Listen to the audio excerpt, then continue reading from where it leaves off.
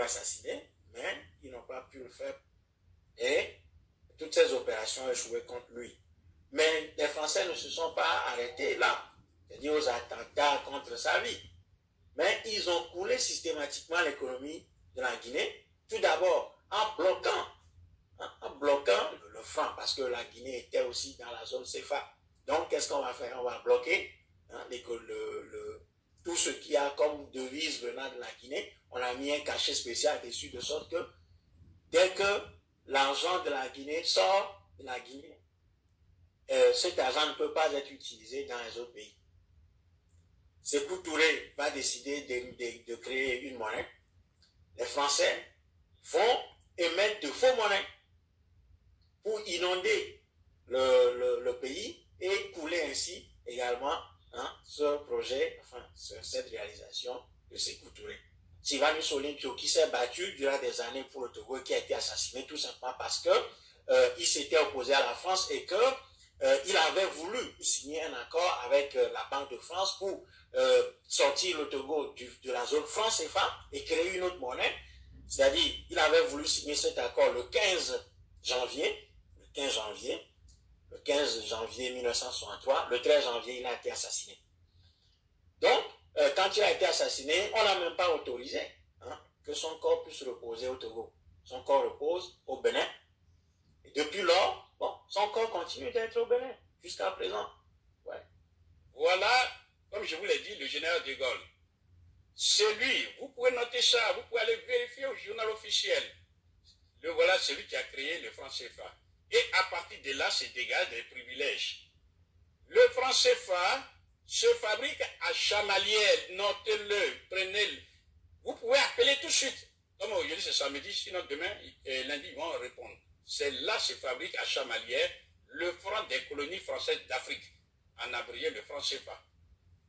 Donc, à partir de là, vous voyez bien, comme on dit, le conseil des ministres peut évaluer ou réévaluer le franc CFA. Ça, c'est sur papier. Mais dans la réalité, c'est autre. Pourquoi?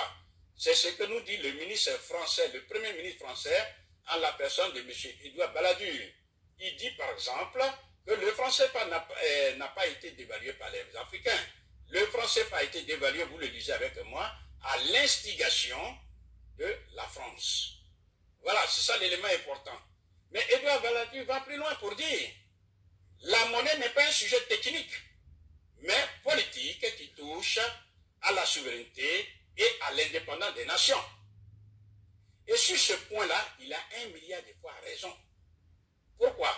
Parce que la monnaie, le pouvoir de la monnaie appartient au peuple.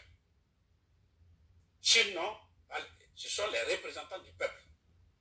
Donc, ici, vous pouvez vous poser la question, mais pourquoi lui qui sait ça, il va dévaluer le franc CFA? Vous avez la réponse. Parce que le franc CFA appartient 100% à la France. S'il y a un budget, un financement à faire, ce qu'on appelle le financement du développement, sinon le niveau de développement socio-économique, c'est la France qui décide. C'est la France qui impose aux pays africains de la zone franc un niveau de sous-développement socio-économique. C'est elle. C'est un système qui est un héritage colonial.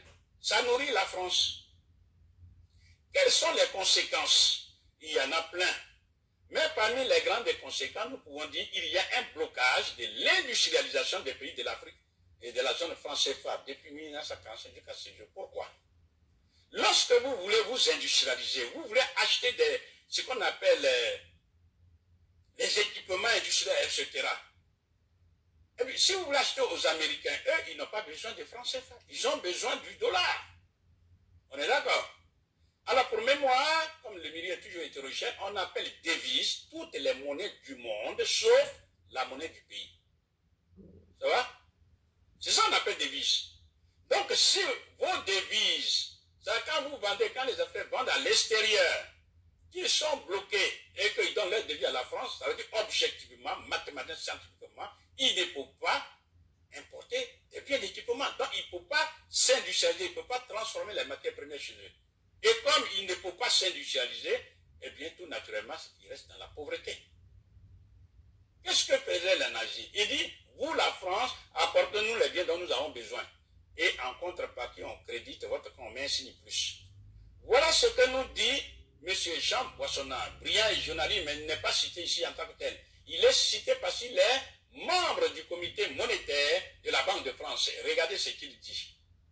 Il dit, la zone franc a permis à la France de se fournir en certaines matières premières sans débourser de devises.